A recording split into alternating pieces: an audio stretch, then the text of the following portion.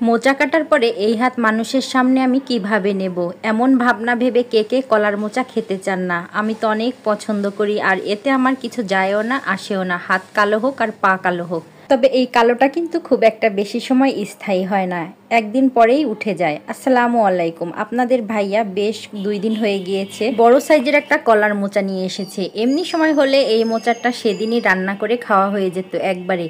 কলার মোচাটা এত বড় আর অনেকটা সময়েরও প্রয়োজন, এটা বাছতে জানি না এতটা সময় আমি পাবো কি না এটা সম্পূর্ণ পরিষ্কার করতে।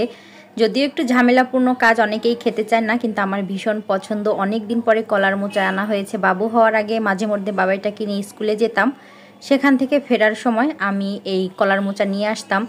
আপনাদের ভাইয়া খুব একটা আনে না, এত কষ্ট করে ব্যাগ ভর্তি করে কে বয়ে আনে এটা ভেবে হয়তো। তো যাই হোক, খুব সহজেই উপরের অংশটা উঠে গিয়েছে, কারণ কয়েকদিন ঘরে রাখা হয়েছে, বলতে গেলে এর জন্যই হতে পারে। তো এই যে কলার মোচা আমি বেছে নিচ্ছি, আমি সম্পূর্ণটা বাছতে পারবো না। বাবু কোনো রকমে ঘুম পড়েছিল আর দৌড়ে আমি রান্নাঘরে চলে এসেছি, যে এত বড় একটা কলার মোচা যেটা যদি রান্না না করি আজকে নষ্ট হয়ে যাবে। আর কলার মোচাটা যখন আপনাদের ভাইয়া কিনে নিয়ে এসেছে তখন দেখে আমি অনেক বেশি খুশি হয়ে গিয়েছিলাম। কলার মোচার এই যে ঘ্রাণটা থাকে না কাঁচা অবস্থাতে অথবা রান্নার পরে, এই ফ্লেভারটাই আমার খুব বেশি ভালো লাগে।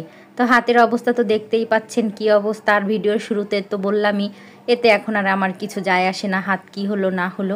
আপনার যখন এরকম হবে, হাত কালো হয়ে যাবে, নখের কোণার মধ্যে ময়লা ঢুকে যাবে, কলার মোচা যেটা পরিষ্কার করতে 1-2 দিন সময় লেগে যাবে, তো যখন আপনার এতে যায় আসবে না তখন মনে করবেন আপনিও কিন্তু 100% একজন গৃহিণী সংসারী হয়ে গিয়েছেন। এই তো এরই মধ্যে কলার মোচা বাছা শেষ, আর এখন আমি কিছুটা ডাল নিয়ে নিয়েছি। আপনারা হয়তো আমার ভিডিওটি দেখে বুঝতে পারতেছেন যে আমি কিন্তু একটু তাড়াহুড়া করেই কাজ করছি। অন্তত পক্ষে এটা ভাবছি যে বাবু ঘুম থাকতে থাকে আমি যেন কিছু কাজ এগিয়ে নিতে পারি, অন্তত পক্ষে মোচা রান্নাটা যেন শেষ করতে পারি। এখানে আমি ডাল সিদ্ধ বসিয়ে দিলাম। ডালের মধ্যে এখন তেমন কিছু দিলাম না, শুধু পেঁয়াজ কুচি, রসুন কুচি আর কাঁচামরিচ। কিছু সময় পরে এই যে কলার মোচাগুলো আমি রেখেছি ধুয়ে, এগুলো কিন্তু পানি ঝরিয়ে রেখেছি। তো এই যে ডালগুলো যখন 70% সিদ্ধ হয়ে আসবে তখন উপর থেকে কলার মোচাগুলো আমি দিয়ে দিয়েছি। কেটে রেখেছিলাম ধুয়ে একদম পানি ঝরিয়ে। আমার কাটাগুলো একটু বড় বড় হয়েছে, আপনারা চাইলে এর থেকে ছোট করেও কাটতে পারেন। এক একজনের রান্না হয়তো এক এক রকমের। আমি কলার মোচা বিভিন্নভাবে রান্না করি, কখনো চিংড়ি মাছ দিয়ে, কখনো টাকি মাছ দিয়ে। তবে যেভাবেই রান্না করি না কেন ডাল দিয়ে আমার সব থেকে বেশি পছন্দ, আর আমি সব থেকে বেশি ডাল দিয়েই রান্না করি, এভাবেই খেতে ভালো লাগে। কেউ চাইলে আলাদা তেলের মধ্যে একটু বাগার দিয়ে দিতে পারেন, তখন কিন্তু বাগারের একটা ঘ্রাণ হয়ে যাবে। আমি চাচ্ছিলাম মোচার গন্ধটাই যেন থাকে, এর জন্য উপর দিয়েই যে একটু তেল দিয়ে দিয়েছি, একটু হলুদ পাউডার, লবণ, মানে যা যা বাকি ছিল দিয়ে নেড়েচেড়ে এভাবে কিছু সময় রেখে দিয়েছি, বাস নামিয়ে নিয়েছি। টাকি মাছ দিয়ে মোচা রান্না করলে কিন্তু খুব সুন্দর একটা ঘ্রাণ হয়, তবে সেটা একটু মাছের ফ্লেভারটা চলে আসে।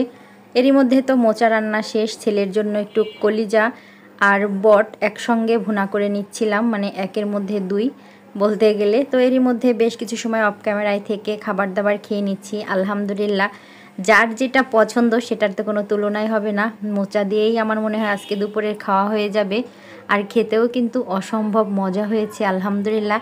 কে কে কলার মোচা এভাবে খেতে পছন্দ করেন বা কিভাবে রান্না করেন আপনারা চাইলে কিন্তু ছোট্ট একটু কমেন্ট করে আমাকে জানাতে পারেন। গরমের মধ্যে আমার এই টাইপের খাবারগুলোই বেশি ভালো লাগে। আজ এই পর্যন্ত, সবাই ভালো থাকবেন, সুস্থ থাকবেন, পরবর্তী ভিডিওতে কথা হবে। আল্লাহ হাফেজ।